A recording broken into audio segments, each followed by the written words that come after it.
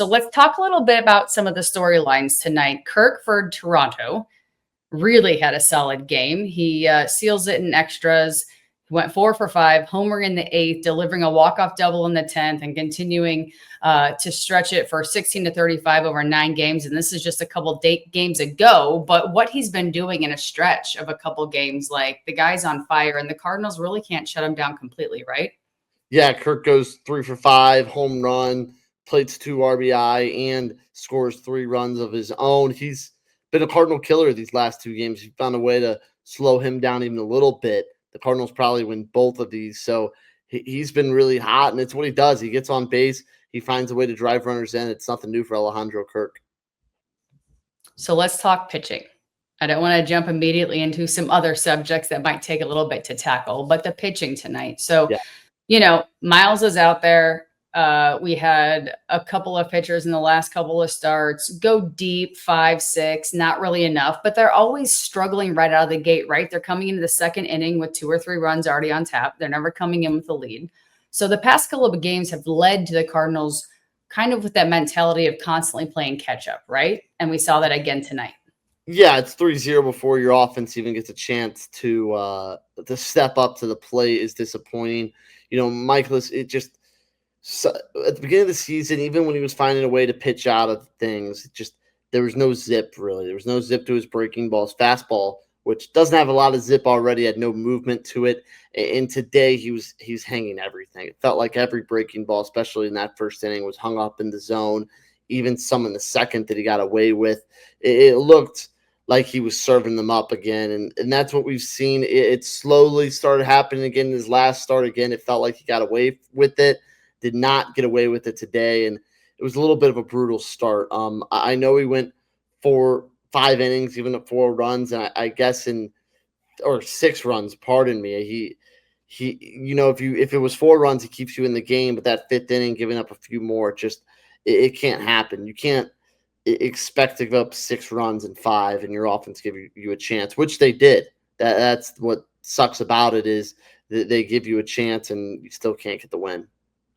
Right. So you get a chance and the bullpen comes in. And this is kind of the example of last night, right? You get a chance, the bullpen comes in and doesn't quite get it done. So thoughts on, I know during a lot of daytime shows today talking about the relief and who exactly our closer should be now that they have no doubt in Halsey and like where we need to go with that. But even tonight, kind of the same situation, like holding your breath with, even though we were down a little bit, but like, what is our bullpen going to do collectively to make sure they can just go a different direction, pivot? How do we pivot from here and make sure that we plug these pitchers into the right place, whether they're a long mid reliever, a mid closer, maybe just a flat out closer? Yeah, I think that, and Jeremy Hodge wants to know, where was Romero in the 9th? Romero's not going to be put in a game that it's 8-6 in the 9th inning. It doesn't make a lot of sense. You don't use a high leverage lefty, especially in a game you're losing by 2 in the 9th inning, and it's unfortunate that that's how it works. If this game was in isolation, obviously you would have had someone a little higher leverage there. Losing by 2, I don't think there should be any question of Ollie's decision making. You put John King in because you kind of needed him to get some outs there. He's not a high leverage arm. He gives up a run, then Leahy comes in, first batter gives up a home run, and Kyle Leahy's a guy that he's been a high leverage guy lately, and he's been losing a little bit. So I think you're hoping in a 3-run game at that point that you're able to get him a little bit of work and get his confidence back, and it just didn't work out. And then, there's a lot of talk in this chat about Roycroft. He needs to be released. He's been struggling a little bit, and these are when you put him in the game, is when you're down already by 2 runs, and it's just a shame. With hindsight's 2020. You score 3 in the 9th, Roycroft pitches a shot, and you win the game. But I don't question any of the bullpen decision making. It makes sense in the situation of the game to put those guys in. So then we also have some comments. Shifty said, can't wait for the season to be over. I think that's a little bit aggressive. I think there's still plenty of time. There's some upset fans in the chat today. Yeah. And then, to be real, you're also playing a Toronto team who's made the playoffs the past 3 of 5 seasons, right? I mean, they didn't go past the first round, but at least they got there. That's a lot more to say for what the Birds have done. And I'm not trying to like rip on our team because clearly I want to see an organization win, but you're playing an organization that is going to build off this young team. They're very young, right? I mean, they have a good bullpen. They've won the last 10 out of 12 this season. They have good hitting. They've made the postseason the last 3 out of 5 years, and they play bat to ball. We saw that tonight. They put the bat on the ball, and that's how they get it on. So I think there's a lot of positives coming out of the Toronto Blue Jays, but I think the Cards can also learn from that, right? Like you're not going to see a team that's young, kind of equal to their age, and be able to play ball in a similar fashion that they can. Yeah, I think that with the Blue Jays, they've won 10 of their last 12. They're probably the hottest team in the MLB right now. It's unfortunate that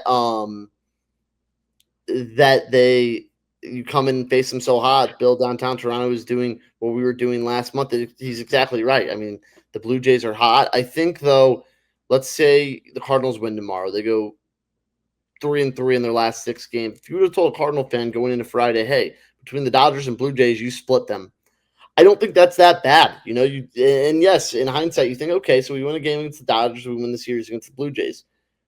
In the grand scheme of things, 3-3 against these two teams isn't bad. I think tomorrow's a big one because 3-3 feels a lot better than 2-4, and you're able to stay afloat. So win that tomorrow. You stay within striking distance still, both the wild card and the division, and it's almost Flag Day, so that's when we can start looking at the standings when it starts mattering. But yeah, I don't think it's time to wave the hit the panic button yet. 3 losses in a row does stink, but at the end of the day, things can be okay. And the Cardinals, I think, will be able to tread water and need a good start tomorrow for Matthew Liberatore for sure. So Ivan Herrera slugged a 3-run homer to give St. Louis the 4-3 lead. Palante held on early in the game the other night, really kind of setting a tone, but again, delivered 6 innings last night, surrendering just 2 runs. Contreras sparked early. So in the last 2 nights, we've seen a couple of key players really come up and make a benefit and make a difference. And we saw it again tonight. However, Brendan Donovan didn't come back out on the field in the ninth. So there was an odd tweak mentioned maybe in his swing. He didn't come back out to left. So was there something going on there? Have we heard anything about that and what that situation is? Derek Gold of the St. Louis Post-Dispatch tweeted saying that it was I believe a right big toe injury. So I take that as you will. I'm not a doctor, but I don't know if that's something to be super concerned about. Hopefully just a little discomfort. He'll probably get the day off tomorrow. And with the Cardinals having an off day and Thursday to travel, I think he will be okay. I think at most you see him miss a game. Tomorrow might have been an off day anyway for Donnie, and pardon me, it's not an off day Thursday. They travel to Milwaukee and play on Thursday. But either way, I think Donovan probably would get an off day anyway tomorrow, so I don't think it's the biggest sign of concern if he gets a little bit of rest.